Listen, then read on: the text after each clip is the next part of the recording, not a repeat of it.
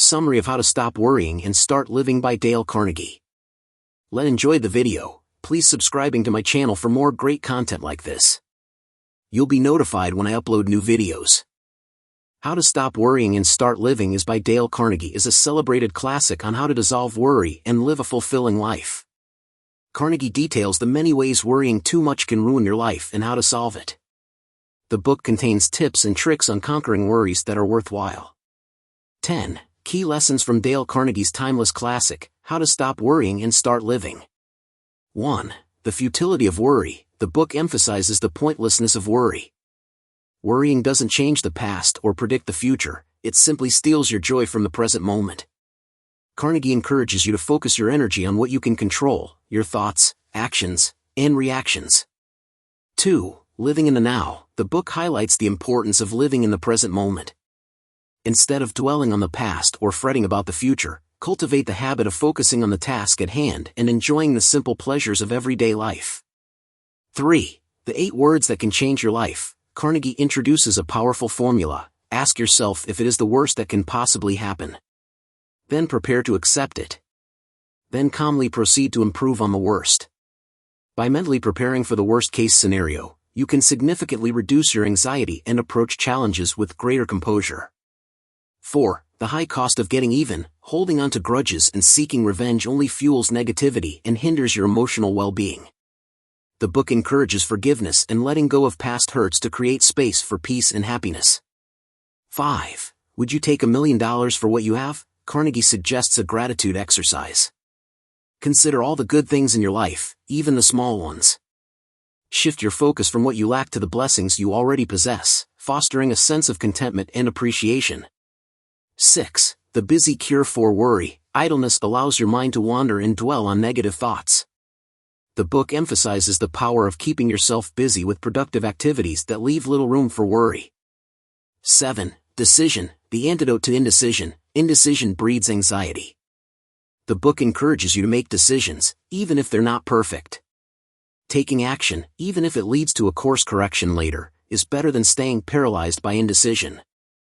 8. Cooperation, not competition. Comparing yourself to others is a recipe for misery.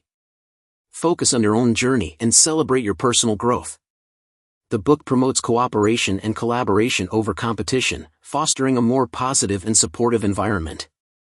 9. The Power of Positive Self-Talk. Your inner critic can be your worst enemy. The book highlights the importance of replacing negative self-talk with positive affirmations. Focus on your strengths and capabilities to boost your confidence and self-esteem. 10. Get enough sleep. Chronic fatigue can exacerbate worry. The book emphasizes the importance of getting enough quality sleep for optimal mental and emotional well-being.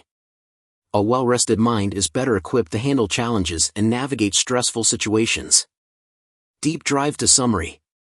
Fundamental facts you should know about worry. More than half of all hospital beds are occupied by people with nervous and emotional problems. Worry will make you die early and live an unfulfilled life. Some of the diseases associated with worry include stomach ulcers, heart attacks, strokes, arthritis, high blood pressure, cold, and mental illness. To overcome worry, live in day-tight compartments. In other words, shut the doors of the future and the past and embrace the moment. Our main business is not to see what lies dimly at a distance, but to do what lies clearly at hand. Thomas Carlyle. A 3-step process to handle any problem without worrying. 1. Analyze the situation fearlessly and honestly. Figure out what is the worst that could happen. 2. Reconcile yourself to accept the worst that can happen. Tim Ferriss calls this concept fear setting. 3. Devote your time and energy to try and improve on the worst that can happen. How to analyze and solve your worry problems. The 3 basic steps of problem analysis. 1. Get the facts. Unless you have the facts, you cannot even begin to tackle your problem. 2. Analyze the facts. Find out what the facts say about the problem you are facing. 3. Arrive at a decision and then act on that decision. After analysis, arrive at a decision and commit to it. When tempted to worry about a problem, write down answers to the following questions. What is the problem? What is the cause of the problem? What are all possible solutions? What is the best solution? How to break the worry habit before it breaks you. Rules to break the worry habit. 1. Keep busy. When you are busy, you will crowd out the worry in your mind. 2. Don't fuss about trifles. Don't permit little things to ruin your life. 3. Use the law of averages to outlaw your worries. Ask yourself, how likely is it that the thing I'm worried about will happen? 4. Cooperate with the inevitable.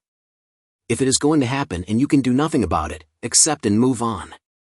5. Put a stop-loss order on your worries. Decide whether the thing giving you anxiety deserves that much attention or not. 6. Let the past bury its dead. Don't dwell on the past. 7 ways to cultivate a great mental attitude. 7 ways to cultivate a mental attitude that will bring you peace and happiness. 1. Fill your mind with the right thoughts. The outcome of your life is a reflection of your thoughts. 2. Never try to get even with your enemies. When you try to get even with your enemies, you hurt more than them. 3. Don't worry about ingratitude. Expect it. The only way to find happiness is through the joy of giving. 4. Count your blessings, not your troubles. Be grateful for what you have. 5. Do not imitate others. Be yourself. 6. When fate hands you a lemon, make a lemonade. Make the best out of every situation. 7. Forget your unhappiness by creating happiness for others. When you are good to others, you are also being good to yourself. The golden rule of conquering worry. 3 rules to keep you from worrying about criticism. 1. Unjust criticism is often disguised as a compliment. When you are unjustly criticized, remember it is because others are jealous of you. 2. Do the very best that you can. Your work will speak for itself. 3. Engage in constructive self-criticism. Keep a record of the full things that you have done since you can't hope to be perfect. 6 ways to prevent fatigue and keep your energy and spirits high. How to prevent fatigue and keep your energy high. 1. Rest before you get tired. Don't allow yourself to be too exhausted to continue. 2. Learn to relax at work. Take a break and even a nap sometimes.